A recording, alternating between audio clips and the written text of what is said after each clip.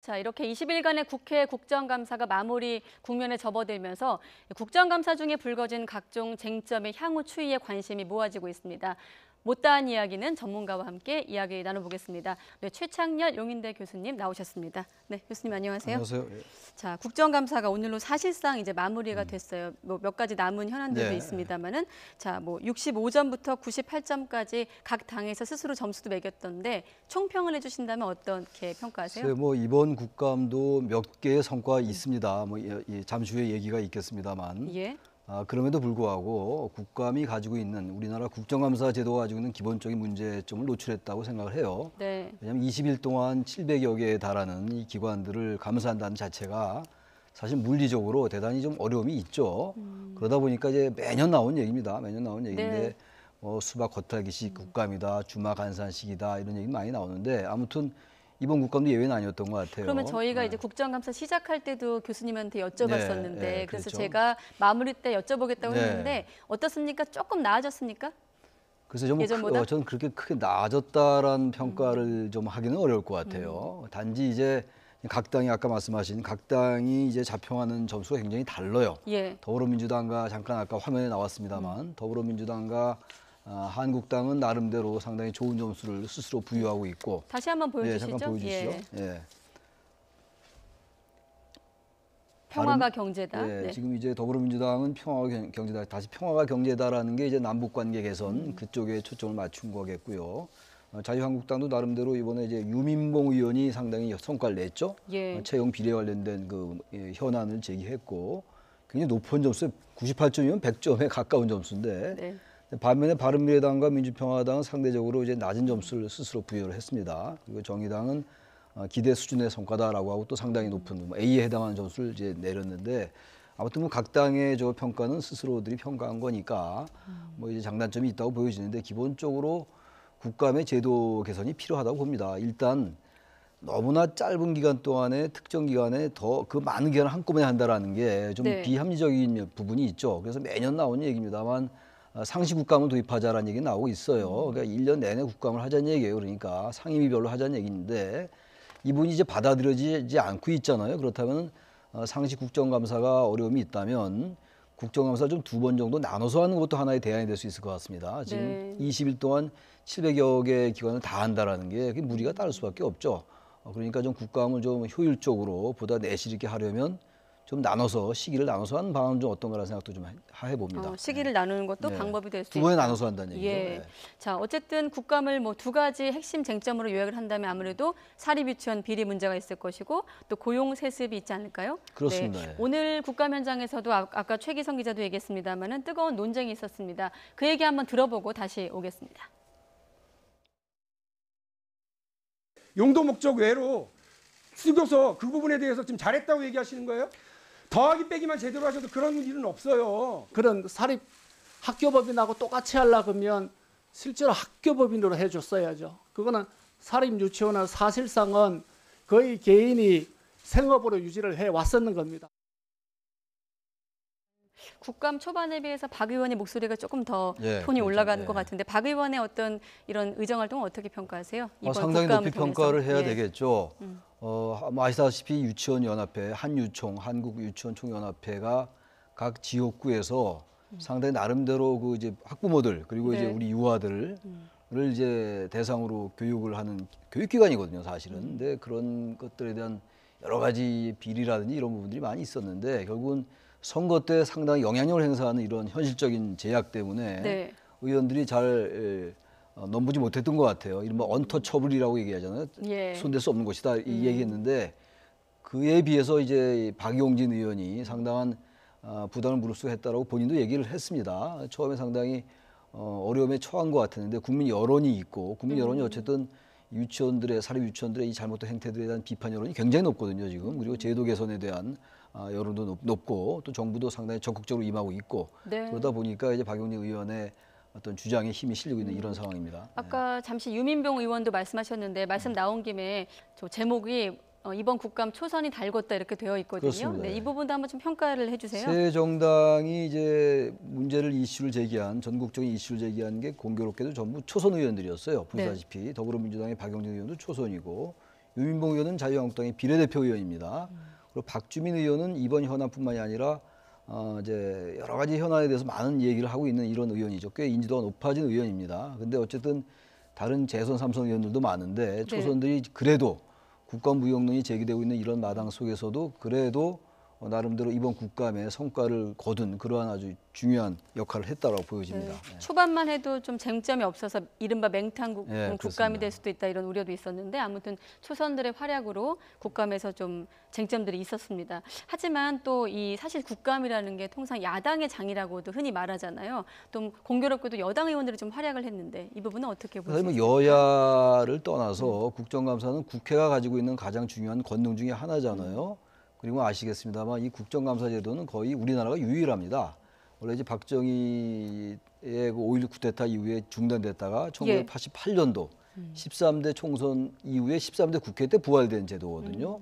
그래서 아까 말씀드린 그런 이유 때문에 국감을 폐지하자 이런 얘기도 많이 있었음에도 불구하고 그래도 나름대로 지금 이번 국감도 여러 가지 그 쟁점들이 나왔잖아요. 그래서 국감이 유지되고 있는 건데 아무튼 간에 여야를 떠나서 국회가 행정부에 대해서 지난해에 정책이나 예산을 감사하는 거거든요. 네. 그 정책과 예산의 감사를 근거로 해서 다음에 예산 심의의 중요한 자료로 삼는, 근거로 삼는 이런 국감의 의미가 있는 건데 이번 국감도 여전히 정책 국감보다는 정쟁 국감 또는 정치 국감이라는 비판을 면하기 어렵다는 얘기예요. 이 부분에 있어서는 여당과 야당이 거의 공히 이제 그 비판을 받는 건데요. 네. 어쨌든 그럼에도 불구하고 야당이 어떤 정부 여당이니까 여당이 어쨌든 감싸를 일관하는 측면이 있으니까 야당이 조목조목 비판을 한다면 야당이 그야말로 그동안 좀 떨어졌던 위상을 네. 지지율의 정체 이런 걸 만회할 수 있는 좋은 기회인데 야당의 입장에서 볼 때 이번 국감을 그 정도의 장으로까지 활용하지 못한 게 아닌가 이런 생각도 좀 듭니다. 네.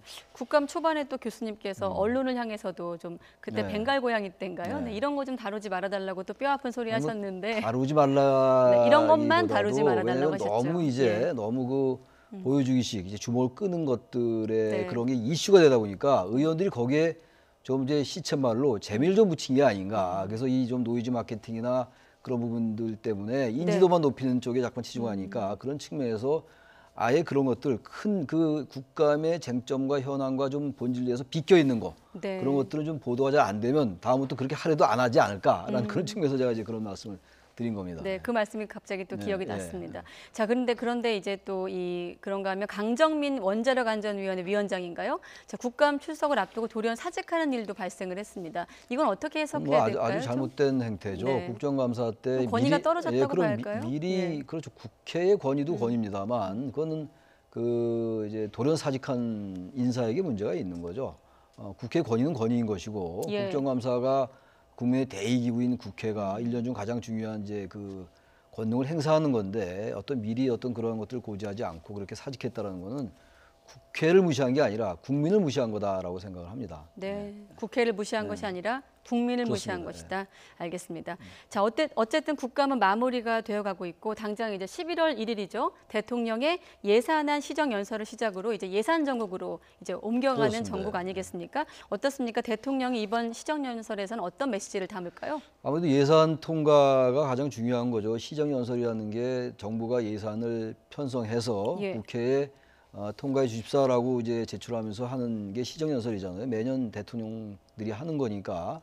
근데 역시 내년도 예산이 400조인데 여기 가장 중요한 게 일자리 예산인 것 같아요. 23조 정도가 편성이 되어 있거든요. 네. 그러니까 일자리 예산에 관련된 중요성 그리고 민생과 여전히 그 개혁 입법 이런 것들이 잘 안 되고 있잖아요. 지금 10월 29일 촛불 집회 딱 2년인데 네. 촛불 집회 2년의 의미가 굉장히 큼에도 불구하고 적폐 수사나 이런 부분들은 상당히 속도를 내고 있고 또 남북관계 개선이라든지 비핵화 협상 이런 것들은 어쨌든 한 번 더 평화 체제의 세계사적인 대전환에 상당히 기여를 했습니다만 네.